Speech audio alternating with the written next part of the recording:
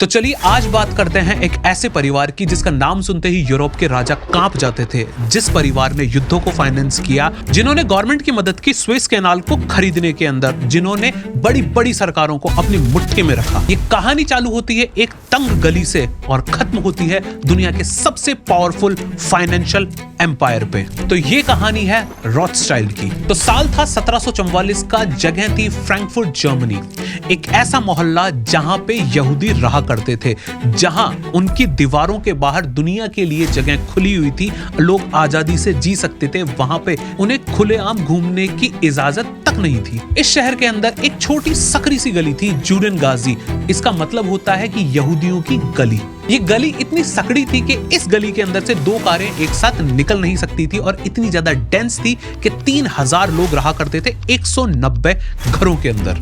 और यही जन्म हुआ था मेयर एम्शेल रॉथस्चाइल्ड का। मेयर एक कॉइन डीलर के बेटे थे। जब बाकी बच्चे गलियों के अंदर खेल रहे थे, तब वो सिक्के हाथ में लेके सिक्कों की भाषा सीख रहे थे।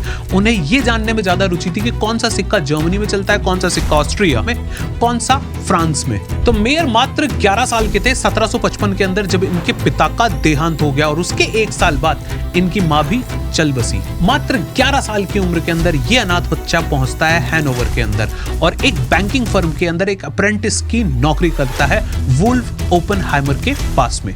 और वहां इन्होंने अपनी जिंदगी के सबसे इंपॉर्टेंट 3 लेसन सीखे। पहला, फॉरेन ट्रेड, सरहदों के पार पैसा आखिर जाता कैसे है। दूसरा, करेंसी एक्सचेंज, एक सिक्के का भाव एक देश में कितना होता है और उसी सिक्के का भाव दूसरे देश में कितना होता है। और तीसरा, सबसे पावरफुल, बिल ऑफ एक्सचेंज, बिना फिजिकल गोल्ड दूसरी जगह भेजे पैसा ट्रांसफर करना। यही होता है आज की तारीख में इंटरनेशनल बैंकिंग। पर उस समय ये एक क्रांति थी और ये सीख के मेयर वापस अपने घर गए फ्रैंकफर्ट के अंदर। पर अब की बात उनके पास आइडिया था और आइडिया किसी पैलेस से ज्यादा पावरफुल होता है। लेकिन दोस्तों, सिर्फ आइडिया से साम्राज्य नहीं बना करते, इसके लिए चाहिए होता है सही इंसान सही वक्त पर। मेयर को एक शौक था रेयर कॉइन जमा करने का, एंटीक और हिस्टोरिकल सिक्के। उस टाइम पे जो यूरोप के राजकुमार थे, उनमें स्टेटस सिंबल माना जाता था कि किसके पास कितने एंटीक सिक्के हैं। जैसे आज की दुनिया में माना जाता है कि इंस्टाग्राम पे किसके कितने फॉलोअर हैं, जिसके जितने फॉलोअर उसका उतना बड़ा स्टेटस। इसका मतलब जिसके पास जितने ज्यादा सिक्के उसका उतना बड़ा स्टेटस। और इसी शौक की वजह से मेयर को मिलते हैं एक मिलिट्री ऑफिसर लेफ्टिनेंट जनरल एस्टॉफ, जो कि रेयर कॉइन के कलेक्शन के बहुत बड़े दीवाने थे। तो मेयर ने इन्हें नॉलेज दी, कॉइन दिया और बदले में इन्होंने मिलाया crown Prince of William of hedge से। विलियम ऑफ हेज कोई छोटा आदमी नहीं था, ये उस टाइम का सबसे अमीर रूलर था। ये इतना अमीर था कि आर्मी को दूसरी गवर्नमेंट को किराए पे दे देता था। इसका मतलब लिटरली आर्मी फॉर रेंट। और 1765 में मेयर ने पहला कॉइन बेचा विलियम ऑफ हेज को मात्र 38 गुल्डन में। हालांकि ये डील बहुत छोटी थी, पर मेयर को एक चीज समझ में आ गई थी, पैसा इंपॉर्टेंट नहीं है, कनेक्शन बहुत ज्यादा इंपॉर्टेंट है। और यही एक छोटी सी डील आगे चल के एक बहुत गहरी दोस्ती में बदल गई, जिसने रॉथस्चाइल्ड डायनेस्टी की दिशा पूरी तरह से बदल के रख दी। तो मेयर ने अपनी जिंदगी का सबसे बड़ा मास्टर स्ट्रोक तब खेला जब उसने अपने 5 बच्चों को यूरोप के 5 फाइनेंशियल कैपिटल के अंदर अलग अलग जगह भेज दिया और उनसे कहा कि आप अपनी नॉलेज को, इंफॉर्मेशन को आपस में एक्सचेंज करेंगे, जिससे आप अच्छे बिजनेस डिसीजन ले पाएंगे। ये पहली बार था कि एक इंटीग्रेटेड कोई ऑर्गेनाइजेशन बैठी थी अलग अलग फाइनेंशियल कैपिटल में एक साथ। तो पहला बेटा था एम्शेल, जिसको उन्होंने अपने पास फ्रैंकफर्ट के अंदर रखा और वो संभालता था जर्मनी के ऑपरेशंस। दूसरे बेटे सैलमन को उन्होंने भेजा वियना, जो कि ऑस्ट्रिया के अंदर था। सैलमन वही था जिसने आगे चल के ऑस्ट्रिया की पूरी रेलवे लाइन को फाइनेंस किया। तीसरा बेटा था नेथन, ये शायद रॉथस्चाइल्ड फैमिली का सबसे इंपॉर्टेंट बेटा था। ये गया उस टाइम की यूरोप का सबसे बड़ा फाइनेंशियल हब लंदन के अंदर। मेयर ने इसको उस टाइम पे 20,000 पाउंड दिए थे। उस टाइम के 20,000 पाउंड को उस टाइम अगर एफडी करा दे 7% के हिसाब से, तो आज की तारीख में ये 20,000 पाउंड बनते हैं 127 बिलियन। और असली वेल्थ नेथन ने ही अनलॉक की थी रॉथस्चाइल्ड फैमिली के लिए। और चौथे थे कार्ल, जो गए नेपल्स के अंदर, जो कि मेडिटेरियन ट्रेड का एक बहुत बड़ा हब था। और 5वें थे जेम्स, जिनको भेजा गया फ्रांस पेरिस के अंदर और ये आगे चल के ऑफिशियली फ्रांस गवर्नमेंट के बैंकर बने।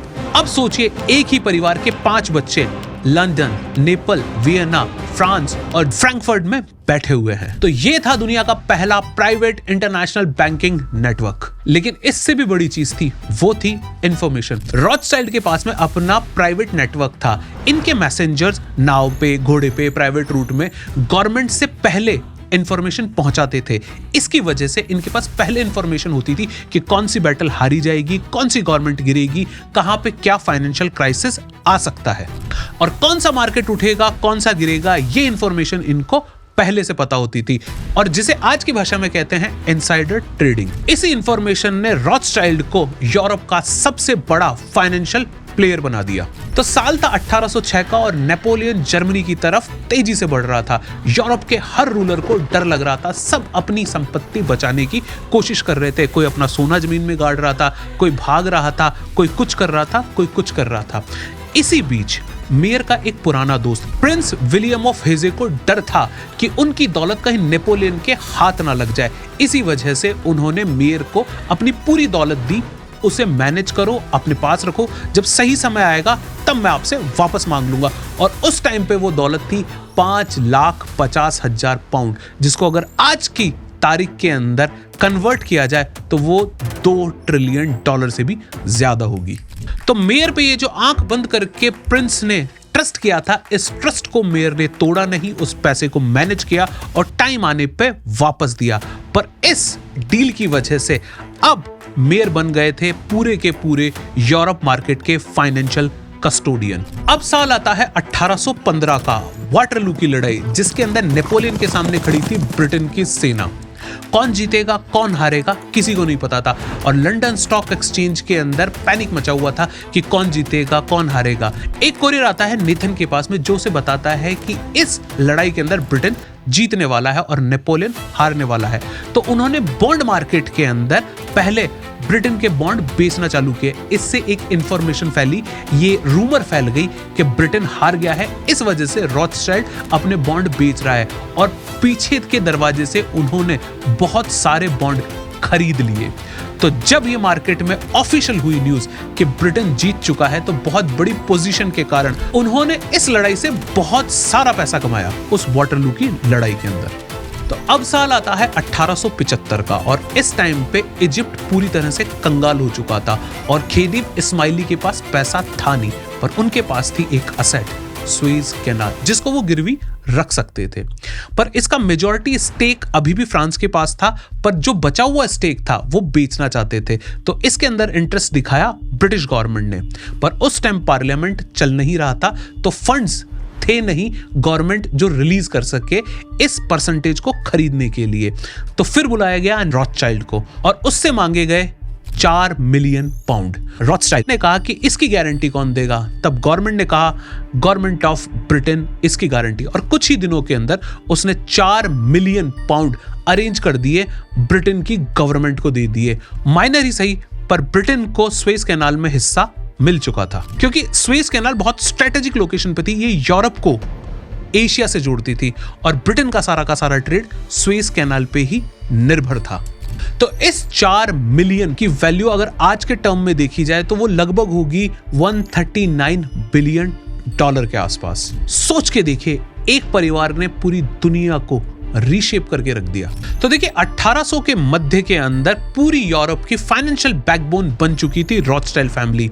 ये वही फैमिली थी जिसने पर्शिया को 5 मिलियन पाउंड का लोन दिया था और एक बार बैंक ऑफ इंग्लैंड के पास में कैश क्रंच आ गया था, तब बैंक ऑफ इंग्लैंड को बैंकरप्ट होने से बचाने के लिए भी रॉथस्चाइल्ड फैमिली ही आगे आई थी। आयरलैंड के अंदर जब फेमिन फैला तो आयरिश गवर्नमेंट को मिलियंस का लोन देके उनकी भी मदद की थी इन्होंने। और अगर एक डेटा की माने तो 1895 से लेके 1907 तक इन्होंने यूरोप के अंदर 450 मिलियन पाउंड के लोन बांटे थे। तो देखिए 20वीं शताब्दी के अंदर नए बैंक दुनिया के अंदर आना चालू हो गए थे। 20वीं शताब्दी में 2 बड़े विश्व युद्ध लड़े गए थे, जिसकी वजह से पूरा का पूरा यूरोप नष्ट हो चुका था। वियना की ब्रांच बंद हो चुकी थी, फ्रैंकफर्ट की ब्रांच बंद हो चुकी थी और नेपल की ब्रांच भी बंद हो चुकी थी। और फ्रांस के अंदर रॉथस्चाइल्ड के जितने भी एसेट थे वो सारे के सारे नेशनलाइज हो गए। पर रॉथस्चाइल्ड कहीं नहीं गए, उन्होंने अडॉप्ट किया। उन्होंने advisory services, wealth management, investment banking के अंदर कदम रखा। और 2026 के अंदर अगर मैं आपको एग्जांपल दूं कि ये कंपनी क्या कर रही है, तो हमारे भारत के अंदर एनएसई का एक आईपीओ आने वाला है। उस एनएसई के आईपीओ का independent adviser Rothschild and company ही है। एक गेटो से निकला हुआ बच्चा जिसके 5 बच्चे थे जिन्होंने फाइनेंशियल मार्केट के ऊपर राज किया, उसकी लेगेसी आज भी चालू है। और एक सिंपल सी चीज से हमें अवगत कराया कि साम्राज्य केवल तलवार से नहीं बनते, वो बनते हैं इंफॉर्मेशन, भरोसे और फाइनेंस से। तो यही थी रॉथस्चाइल्ड फैमिली की कहानी। पर अगर आप इनके डाउनफॉल के बारे में भी जानना चाहते हैं तो मुझे कमेंट करके जरूर बताइए, और ऐसे ही इंफॉर्मेटिव वीडियो के लिए चैनल को फॉलो कीजिए अभी के अभी।